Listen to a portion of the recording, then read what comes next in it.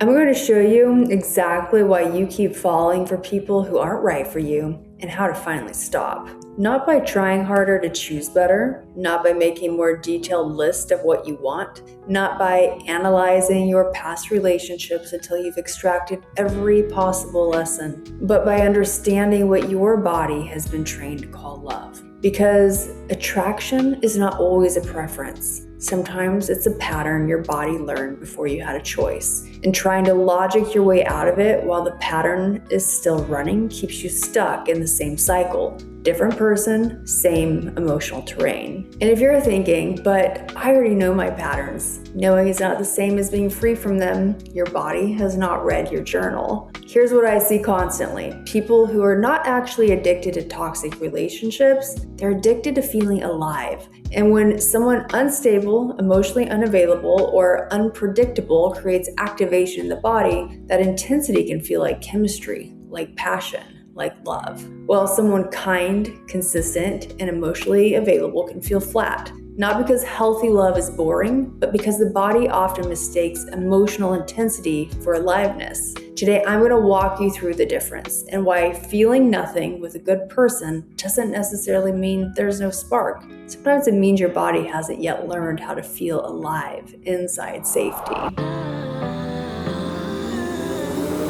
I'm Sarrah Rose, founder of the Tantric Activation Method and creator of Love Activated. My work exists at the intersection of ancient tantric wisdom and modern neuroscience, and it's built around one conviction that intimacy isn't a communication problem, it's a capacity problem. And capacity lives in the body, not in the mind. I've worked with over 2,500 people, many of them CEOs of multi-billion-dollar companies who had built extraordinary lives and still felt something essential was missing. This podcast is for them and anyone who recognizes that feeling. I want to share something personal before we go into the research and the client stories, because this episode is one I lived. After India, after my training, after I had built the framework I now teach, I still fell into a pattern. I dated a man for 2 years who I consistently felt I had to perform for in order to win his love. And I want to be specific about what that performing looked like, because it wasn't weakness. I tried to mold myself into what I thought he wanted, which was cool, smart, sexy, entrepreneurial, polished.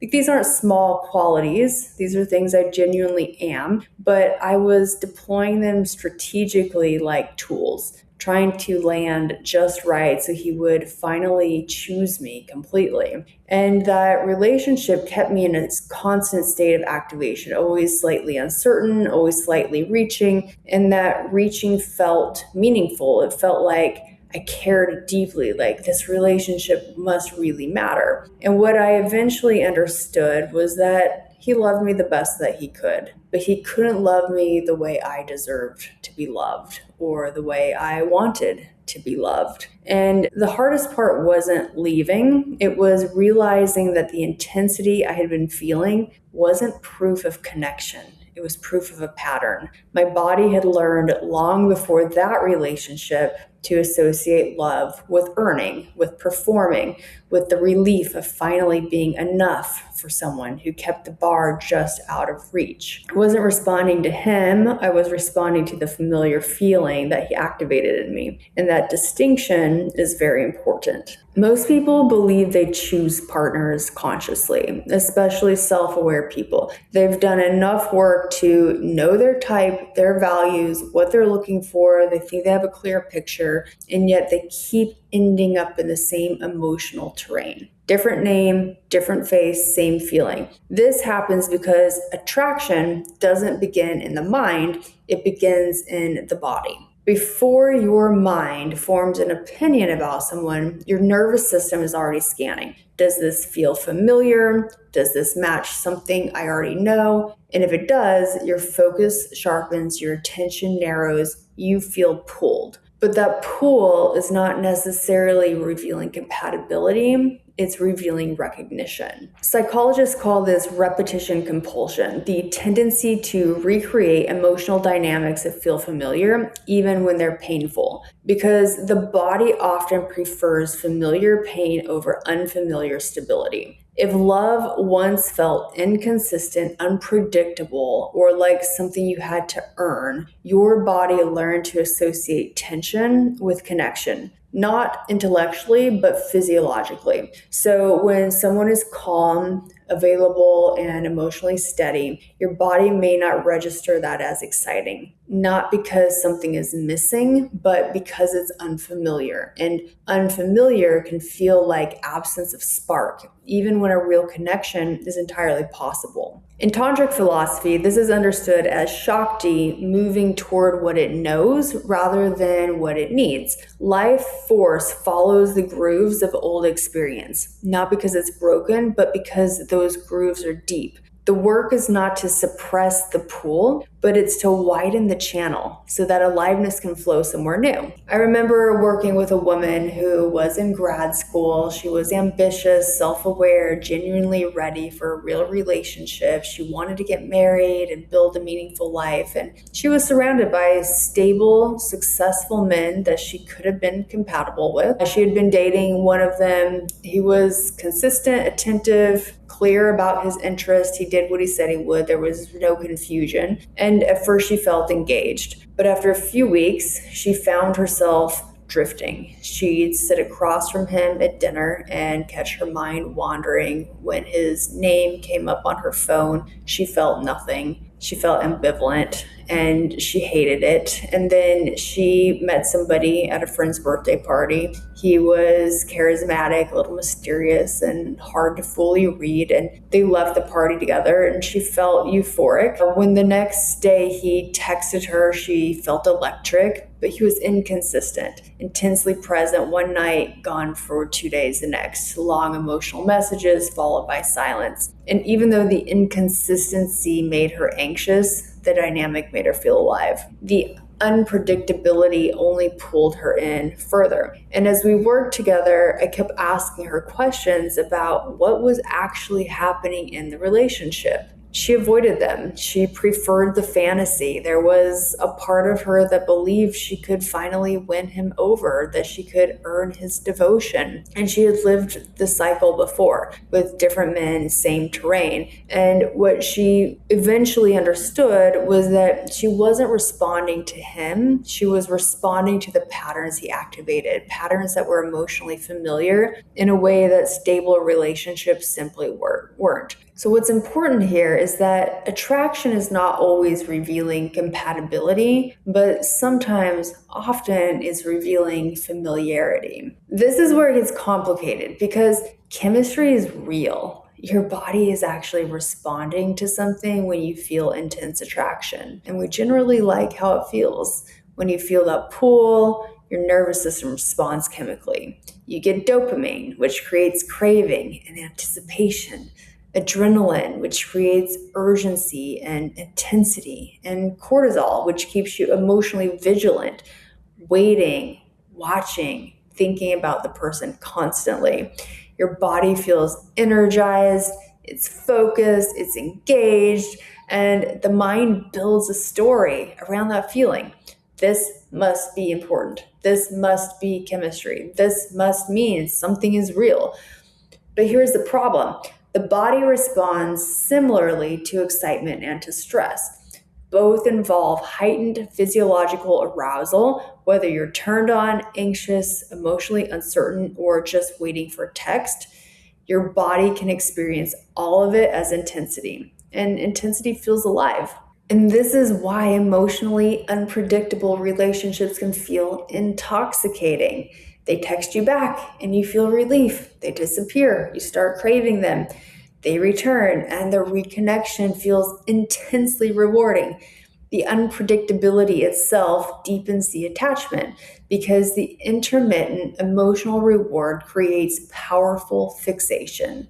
So when people say, I can't stop thinking about them, or there's just something about them, sometimes what they're describing is emotional intensity that the mind has interpreted as deep connection. The feeling is real. What it's pointing to may not be what they think. Now, I want to make an important distinction here because, in my opinion, the cultural conversation around this has gone too far in one direction. Not all intensity is unhealthy. Eros is powerful. Some connections are genuinely electric because they are aligned, expansive, awakening, and chemistry can be real. The question is not whether something feels strong. The question is whether you can stay grounded inside it. Can you remain yourself? Can you tell the truth? Can you feel desire and safety at the same time? If you can, intensity is not pathology, it's vitality. There's a difference between being swept up and being swept away. I worked with a man who had built a successful career and genuinely wanted to share his life with someone. He was disciplined, respected, emotionally sincere. Every time he met someone he felt strongly about, the same cycle took over. Immediate chemistry, constant texting, late night conversations, obsessive thinking, emotional urgency. And in the beginning, he loved how alive it made him feel. He would wake up in the middle of the night to check his phone. During meetings, he'd catch himself replaying conversations instead of paying attention. When the other person sent a warm message, his entire day lifted. When communication slowed, even slightly, everything in him reacted. He would overanalyze messages, reread old conversations, wonder what had changed. And when the person re-engaged, his body would finally exhale. Distance, craving, relief, intensity, repeat. What he eventually realized was the dynamic was making him feel emotionally consumed, but the intensity made the relationship feel significant because his body had learned to associate emotional volatility with connection. He wasn't always attached to the person, he was attached to the emotional experience his body created around them. This is the deeper layer of the conversation, and it's the one most people don't want to look at directly. Most people don't just want love, they're desperate to feel alive. We live in a culture that has trained people to focus outward rather than inward. We rush toward goals, consume information rather than feeling it, stay constantly occupied, and it has a deadening effect. People become disconnected from their own aliveness, from their desire, their sensuality, their emotional depth, their vitality. And so relationships become one of the primary places people to go to feel something. What they're often chasing isn't just another person, it's access to a feeling state within them. They want love that makes them feel alive, movement, energy, desire, intensity, because they no longer know how to generate that from within. In tantric philosophy, this is understood as Shakti that has become externally dependent, life force that has forgotten its own source. Instead of flowing from within, it reaches out desperately toward whatever creates the most activation. And because intensity creates immediate sensation, people gravitate toward chaotic love rather than doing the slower, quieter work of reconnecting to their own aliveness. But aliveness is not something another person gives you. It's something you cultivate through creativity, purpose, movement, sensuality, emotional depth, self-expression, presence. When those parts of you are neglected, intensity becomes a shortcut. And shortcuts over time become prisons. I worked with a woman who was in her 30s who told me that every time she fell in love, she finally felt like herself again. When she wasn't in an exciting relationship, life felt dull. She was constantly moving, productive, occupied, but emotionally disconnected from her own life. So her days revolved around work, screens, routine. She rarely slowed down enough to feel anything. But when she met someone she was intensely attracted to, everything lit up. She was lighter, quicker to get up in the morning, more sensual, more expressive, more alive. And because the feeling was so powerful, she assumed the relationship itself must be extraordinary. But when the excitement faded and compatibility issues surfaced, she realized something important. It wasn't the relationship that had made her feel alive.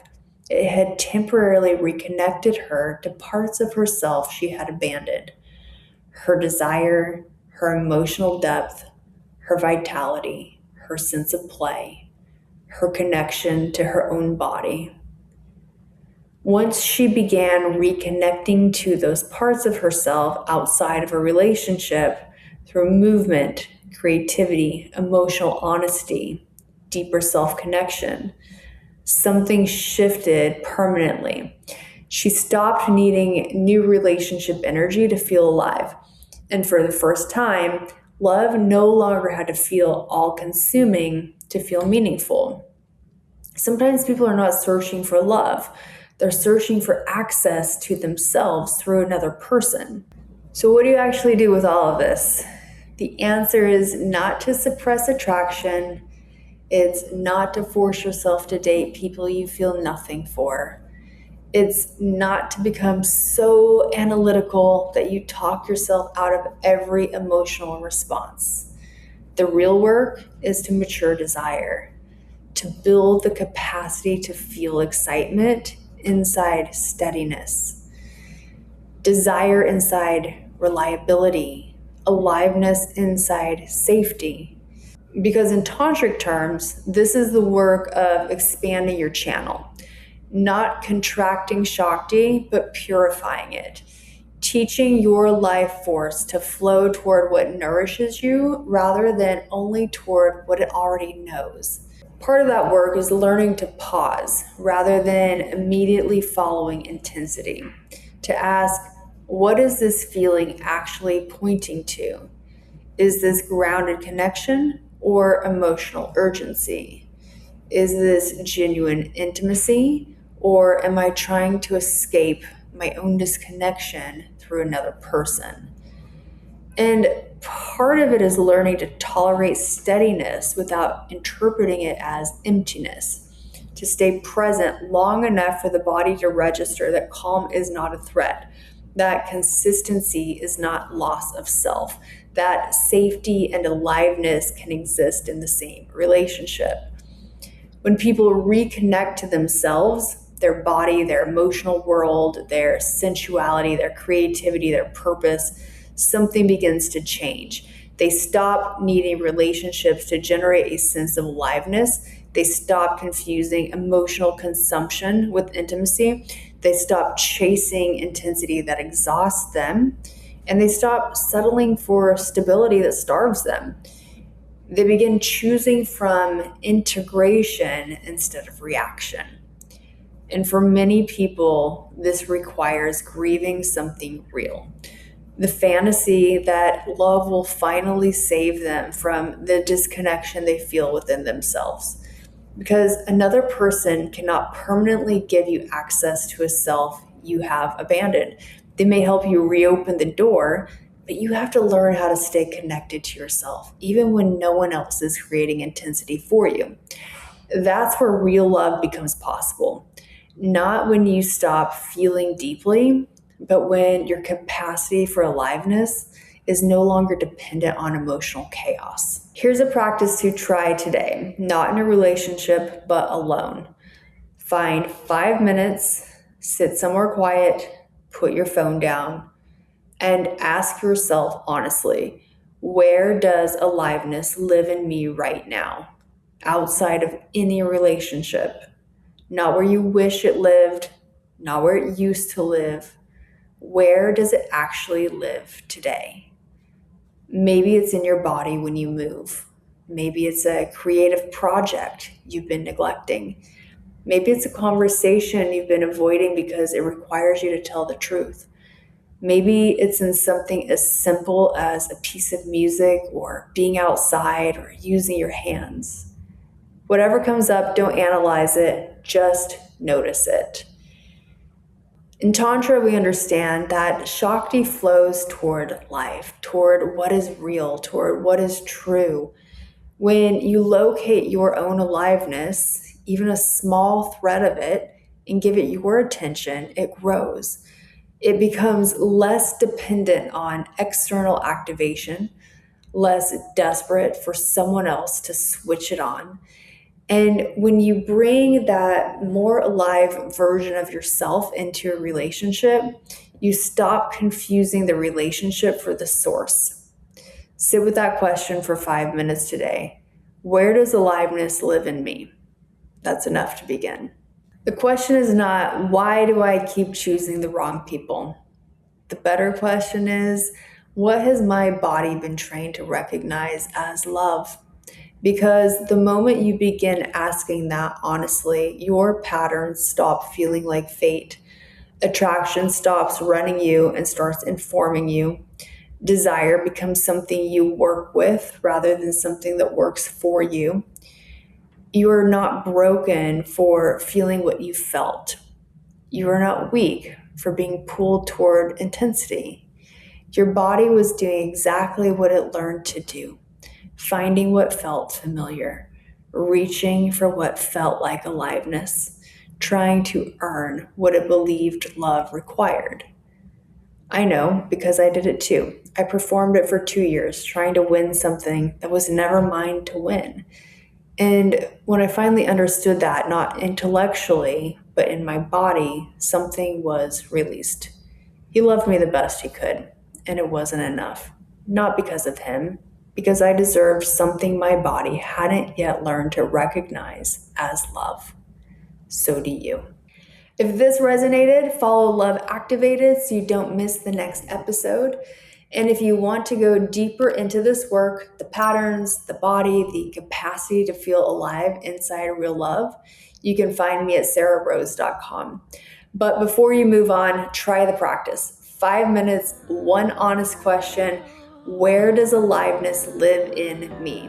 Because you were never meant to outsource that to another person, and you don't have to anymore.